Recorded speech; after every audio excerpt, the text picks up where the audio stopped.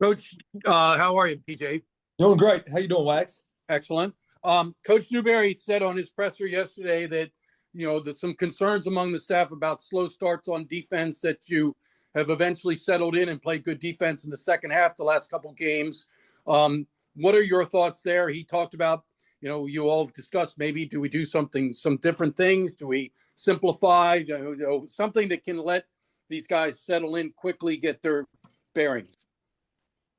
Yeah, unfortunately, this has been really a conversation since I've been here. We have not been a super fast starting team really in the 7 years that I've been here. So it's a something that we're always trying to work on, trying to make sure that we get better and better. And fortunately, as the years moved along here, I think we do become more and more comfortable to be able to.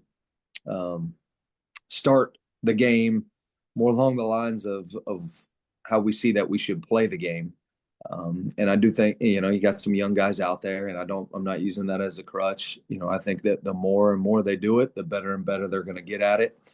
And it's us as coaches to try to help calm their nerves, anxiety, one way or another. Whether that's dropping eight or playing cover zero or anything in between, it's on us to try to figure out what's the best for this particular group and how to get rolling in that particular game. Because I think every game's a little different. You can't just put them all in the same box. There's certain things that you need to be able to do to put guys in a position to be successful, and we got to find the way to help our guys out.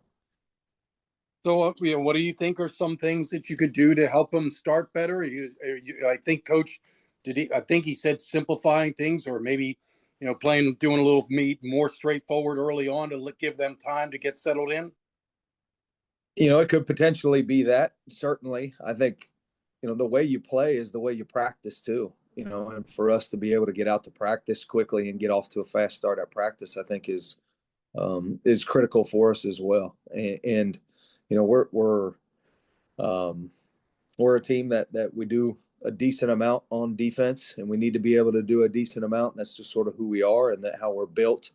I just got to be calculated with what our guys feel really comfortable with, and where they feel like they can get their cleats in the ground and play fast and go from there. And those are conversations with the guys too, Wags. Like, I got to have conversations and say, hey, what do you feel comfortable with? What do you not feel comfortable with? Because if we can eliminate the slow start, and there was a lot of different factors this particular game into it. As coaches, you like to just think everybody's ready to rock and roll. There's a lot of different factors that were in there, and we got to work to calm their minds. Whether it's a call, whether it's just how we converse with them leading up to game day. And I think our confidence is always in our preparation and how we prepare leading up into game day. Well, I mean, I don't know that it was that bad against Tulsa. I mean, you were put in short field situations on the two touchdowns, but after that, you came up with a big turnover that stopped another Tulsa drive into your territory. And then from there, you held them for 3 points for quite a while. So I think they're positives. There's certainly a ton of positives, and it's coaching. We're never really happy. I know you've probably picked up on that at some point throughout your tenure. That's sort of the nature of being a college football coach, is you're never really truly happy, and we're all pretty greedy. And that's how we want the guys to be. In the first series, we had an opportunity on a fourth down. We made a third down and short stop. Had an opportunity on a fourth down in short stop and didn't get it done.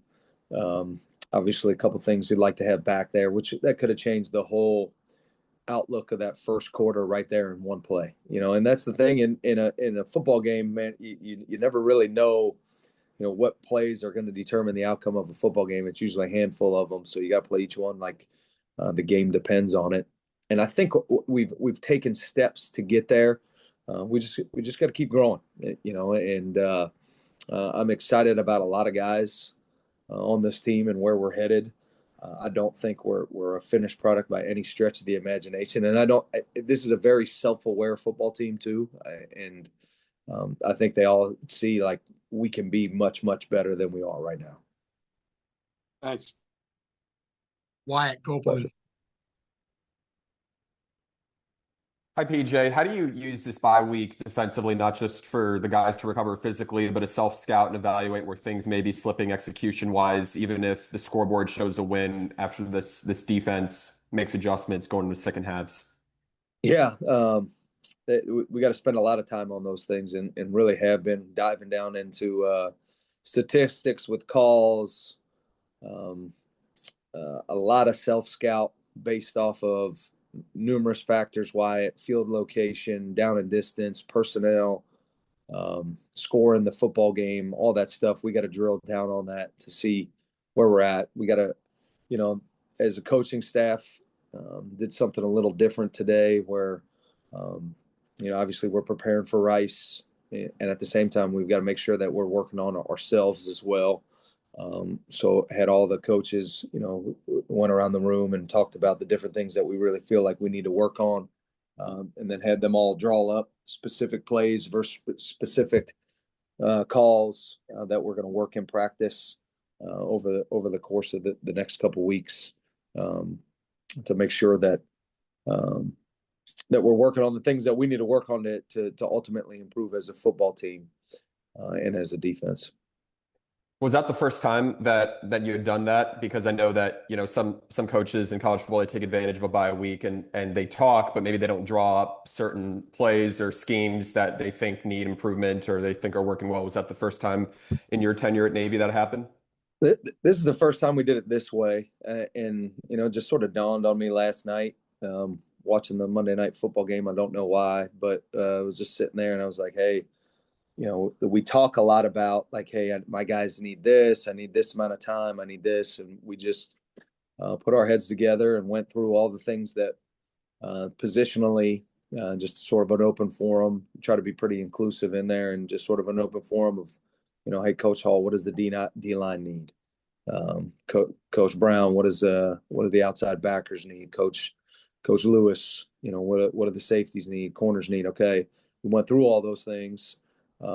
Built practice around that as well as getting ready for Rice, and then had those guys, that sort of the last thing was, all right, however many cards it is, put the schemes together. It might be a play we played already. It may be a play that we just, in our minds, we feel like we need to make sure we're able to clearly execute at their positional level, and then built the script around that for today, as well as working for Rice, which is a challenge. So there's a lot of stuff going on at practice today in a bye week, which is a good thing. We've got to we've got to work on ourselves, and we've got to work on our opponents, so that they're finding a healthy balance there.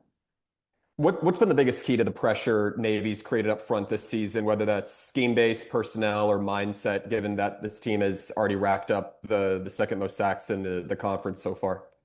Yeah, I think we've got some really good players up there that are well coached by Coach Va and Coach Hall, and then obviously, we've hit people with a couple protections. I think we study protections hard. We see how they adjust to different looks that we give them throughout the course of a football game, and then try to attack those protections. And some of them are with all-out pressure, some of them are with simulated pressure, and some of them are somewhere in between. So I think we've got good players, and then we've got guys that coach the heck out of those good players, and you try to put your guys in position to be successful, but they ultimately have to make the plays. And we've left a few out there now. Don't get me wrong. We've left a few out there, and you're going to have that. But that's who we have to be. When we get an opportunity to get in the backfield, we got to make people pay. And we're on our way there. We're not quite there yet, but we're on our way. Thanks, PJ. Thanks, Wyatt. Wyckoff. Hey, Coach, how is Ira developing? I know you had high hopes for him last year. The injuries really kind of sidelined him. How is he developing through 3 games this season? Yeah, he's as talented as a corner, Scott, as we have. And when he's at his best, He's a really good player. I think he's an all-conference player. I mean, we've had conversations around here as a staff how we think he's an NFL type player. What he's got to do is consistently be in it. And when he's consistent, I think he's going to be an absolute force. I was really pleased with the way he came in on Saturday. A couple plays like we all have that you'd like to have back. Shoot, we just watched the thing on Michael Jordan this morning about, you chase the perfect game, but you never have the perfect game. But I think Ira, like a lot of our guys, if they would just mentally get out of their own way, that they'll be absolutely exceptional. Because I think he's a phenomenal talent. I think he's an extremely hard worker. I think he knows the scheme really, really well and what we want to do and how we want to do it. And it's a constant battle for consistency with him. And when he's healthy, he's available, and he's consistent, he's as good as we've ever had here. It seems like he really breaks well on the ball. Is that kind of I know you work on things like that, but is that also something that sometimes you can't teach? Well, I do think some of those guys have more instinctual ball skills than others, and he's a guy we gave a hard time because a couple of those he probably could have picked off on Saturday and just sort of batted it down. But again, we're greedy. Coach Green said that to me after the game. It sort of stuck with me. He's like, we got a greedy staff. We expect a lot of things from these guys, and they expect it from themselves. But I think he's an excellent football player, and he's flashed at times. I mean, golly, he's had some games around here where he's just might have been the best dang on player on the field. And I really think when he's playing at a high level, we are so much better on defense. And we've got 3 corners that I feel really confident in. Like Coach Newberry said before, in his press conference and things like that, we got to continue to work to develop the 4th, which we're talented at that room. Coach Green's done a great job recruiting that room physically, and then a great job preparing them mentally for the things that they're going to see. But Scott, I think Ira can be an absolutely special player and a difference maker for us. And as coaches, like we see the greatness in guys before they maybe see it in themselves, and we're just not quite satisfied with everything with him yet. But I'm super pleased with him. But there's always more. And how about the development of Julian? It seems as though everything he's ever gotten on the football field, he's truly earned, and it seems like he's developing that way, kind of earning some playing time with some plays he makes. Dude loves ball. Like it is. And we got a lot of guys, shoot, about everybody. I mean, that love football. It's super important to Julian. He works at his craft. By no means is he a finished product either.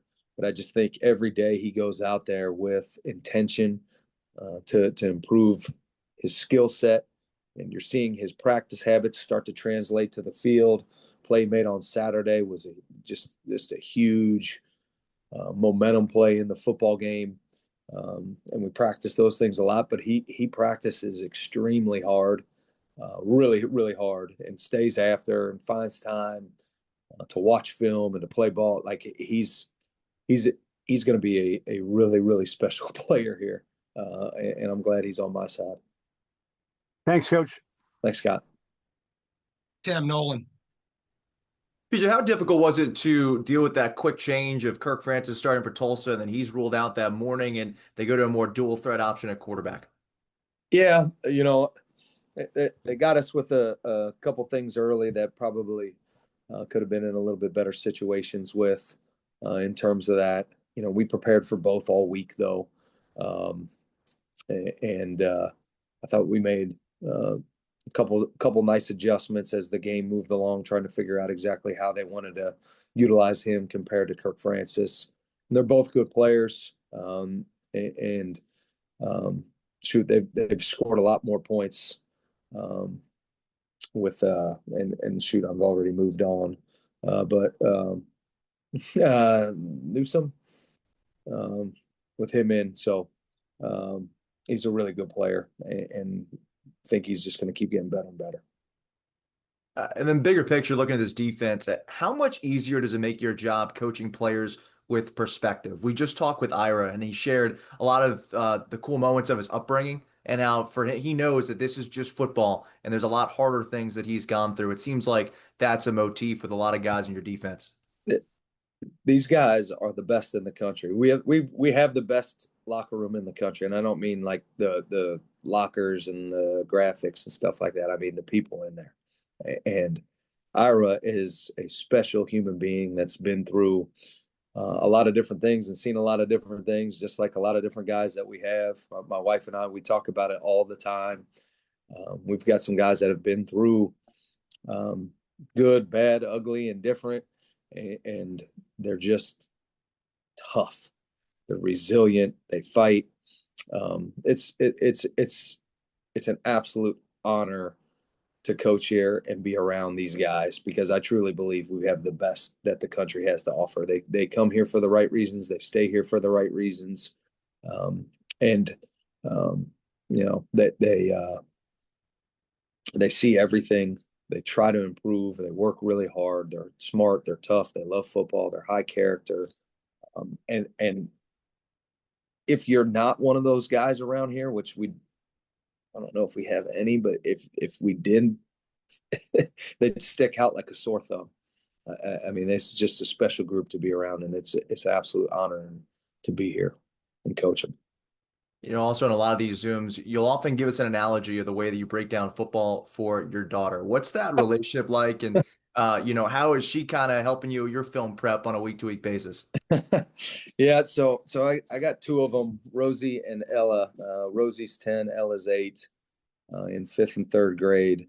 And you know, on Sundays, Coach, we've got a good schedule. He takes care of us on Sundays. Got a nice big screen TV in the basement. We hook up there, and I'll grade the film and start watching the next opponent, and they'll come down there. And usually that's about time to stop, but we'll go through a couple different things, and I'll show them. I'll get the telestrator out, and we'll start going through what a different alignment is and what position this guy plays and this area of the field, and you know, explaining, you know, how to get first downs and how to stop people for first downs is very simple once you get the concept, but when you don't quite get the concept, you got to continue to coach it and go from there. But they ask questions. They seem to love it, or at least they like spending time with Dad. So it's always a real special deal when they come downstairs, and we're either on the next opponent or grading the current film, and we'll watch it, as well as a couple of different games on Saturdays and Sundays when we get an opportunity to. Thanks, PJ. Thanks, Tim. Appreciate you asking that. PJ, I want to keep talking about Ira. Yeah. Do you think that he still has so much room to grow, just by the fact that he didn't grow up with football? You know, he didn't grow up in Texas and Florida and start playing it. And, you know, at the age of 6 or 7, his parents are from Nigeria, and they're soccer people. And, you know, they wouldn't even let him play football until he kind of made a deal with them.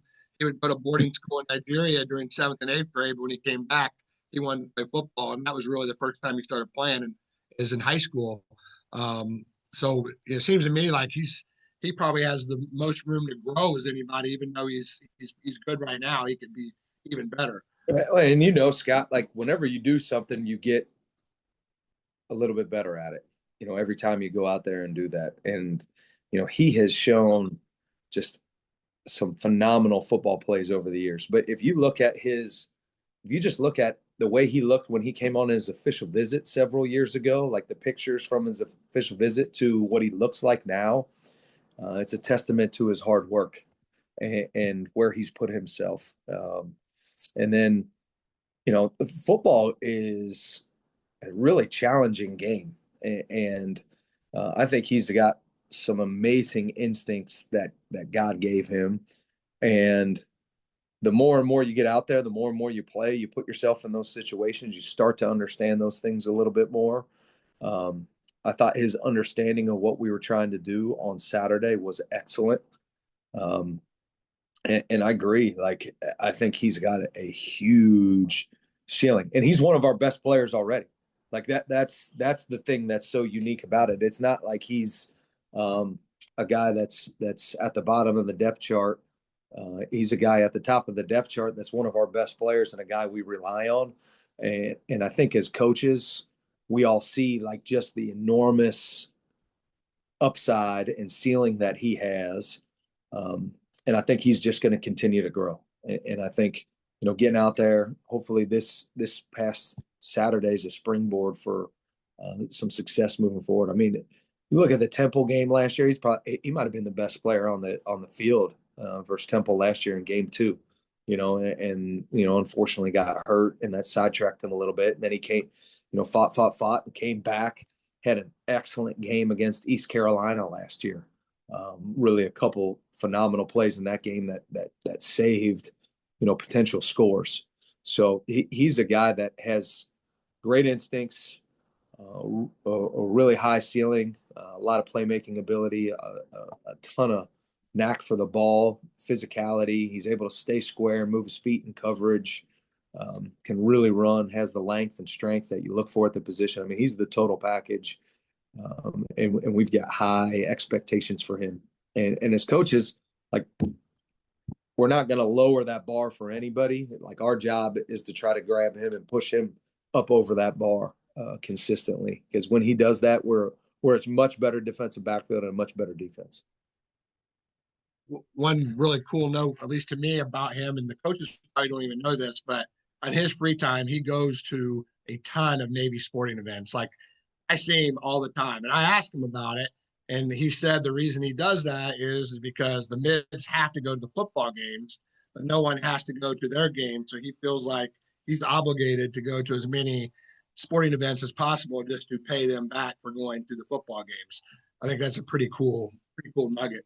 I absolutely love that, and I hope more and more of our guys do that when they hear that, because I think, one, the sporting events here are phenomenal, and there's, I mean, you every event I go to, like, my kids fall in love with, my wife falls in love with, we just love going. Everything's first class. Every team that we've went to they just play their guts out. Like, it's just fun to watch. The atmospheres are always wonderful. But it doesn't surprise me with Ira Scott, because he's like a lot of our guys, really well thought out. Like, there's intention behind every action. It is not just throw it up against the wall and see what sticks. Like, he's a very, very thoughtful young man. I really enjoy talking with him. It's not like talking to, a normal college student. You're talking to a guy that is very intelligent. There's intention behind every action. And like I said, he's really thoughtful about the way that he goes about his life. Like, there's a lot of things that go into his decision making, and he's really mature for his age. Thank you. Awesome. Thank you for sharing that. Yep. Wags. So I thought the pass defense was vastly improved this week over the previous 2 weeks. Can you talk about that? And you had some new contributors. Obviously, Ira, we've talked about. Seth English was out there, got a lot of reps. What's your thought on the pass defense in general and the secondary in particular? Yeah, I thought did a really nice job playing with leverage, communicating, being on the same page. I think we took a major step forward with that versus a challenging personnel group and scheme, and I was really pleased with that. I think, Seth getting out there, his first real action, I thought he did some really, really nice things. Thought he communicated at a high level, took a lot of space in coverage and in tackling. He's obviously a longer body type out there. You love to see from a guy on the back end. But I thought he took, for his first real game action, thought he did a great job.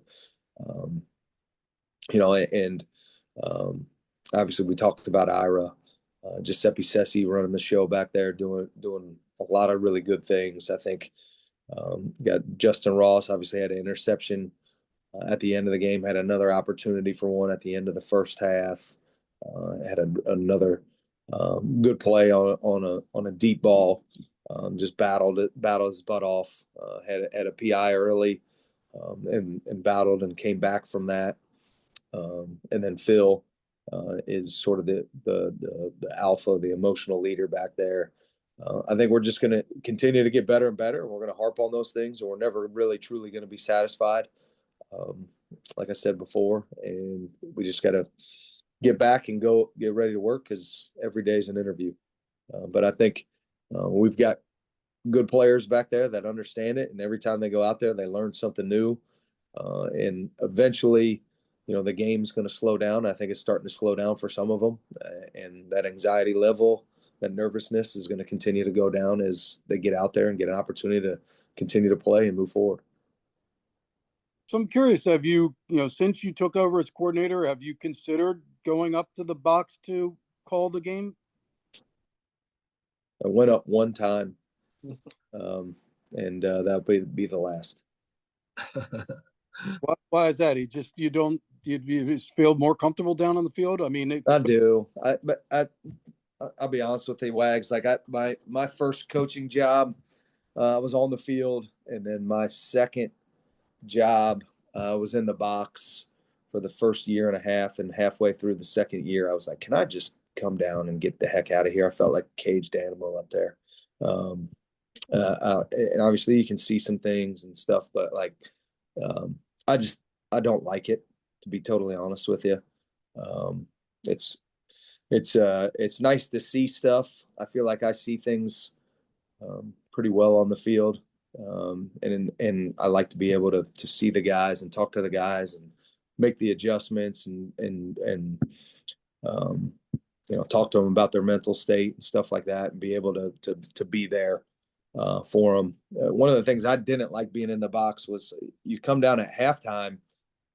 You're really detached from the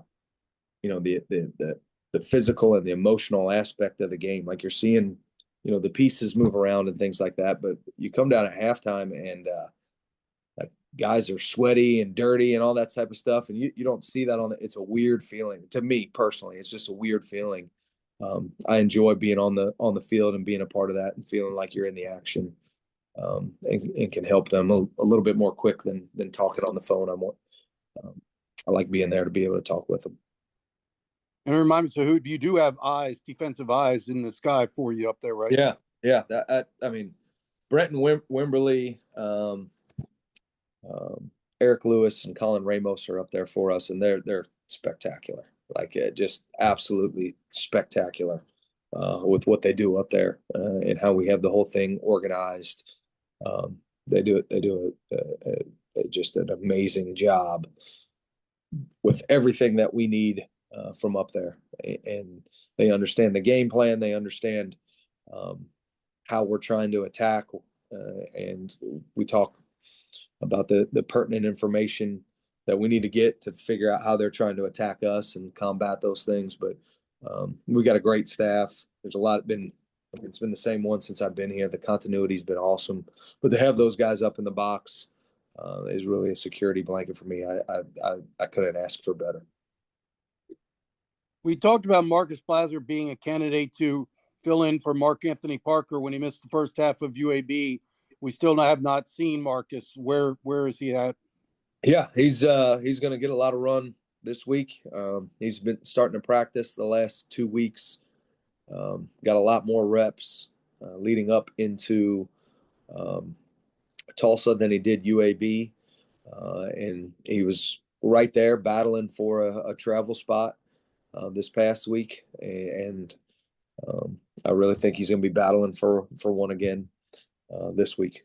So we're going to get a lot of action for him over the next few days of practice, and really find out where he's at, because he's flashed at times. He's had some really physical plays. Need to get him up and running on special teams as well. He was a starter for us on punt last year, so there's a lot of opportunity for him, as well as a lot of other guys this week to grab a role. And like Coach Newberry said in his conference yesterday, like that every job's always up for grabs, and the guys control the depth chart. We don't. It's the guys that come out to practice because practice reps are game reality. And I fully expect him to make a big jump this week. Thanks, PJ. Thanks, Wax. We got about 3.5 minutes. Wyatt Kopelman. PJ, I wanted to follow up on what you said about getting out of the box in your second coaching job about a year and a half in. How hard was it? How many people do you have to convince to get out of that box and get back on the field? Well, Jim Hilvert, I was at Georgia State? I was at Thomas More College in Crestview Hills, Kentucky. And I was the linebacker coach, recruiting coordinator, and I was up in the box. Jim Hilvert was my defensive coordinator at the College of Mount St. Joseph, where I played. And then he got the head coaching job at Thomas More, and he hired me to be the linebackers coach. So I was up in the box to be his eyes up there. He's the head coach at Baldwin Wallace in Berea, Ohio, up in the Metro Cleveland area. He's an excellent football coach. He's basically my big brother, like a huge mentor for me, and the reason I got into coaching. And he put me up in the box, and his nickname's the Hitman. He doesn't wear a headset on game day, so he calls the defense. He doesn't wear a headset. Then one of my other buddies who's next to him, he was our defensive backs coach, and I'm telling him the personnel and everything. And then it goes from me to one of my buddies, and then my buddies is telling Hitman, the personnel, the down and distance, all that type of stuff. And I just felt like I said, a caged animal up there. I don't know if what I was saying was actually getting through to him. I was like, man, I can do all this on the sideline.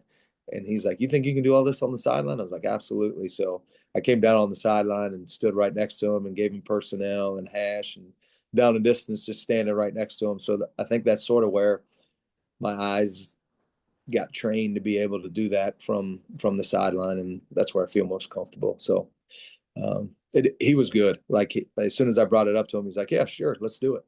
Let's give it a shot. So Do you remember which game of the season it was? Do you remember? Oh, we were playing at Dixie Heights High School. Might have had some choice words up in the box too that maybe led to letting me come down on the field. Embarrassingly enough, but I cannot remember exactly who it was against. Somebody in the President's Athletic Conference. It might have been Waynesburg or Bethany College, something along those lines. Hey guys, our time's up. Thanks a lot, PJ. Thanks, PJ. Thanks everyone. Appreciate you guys. Thank you for everything you do.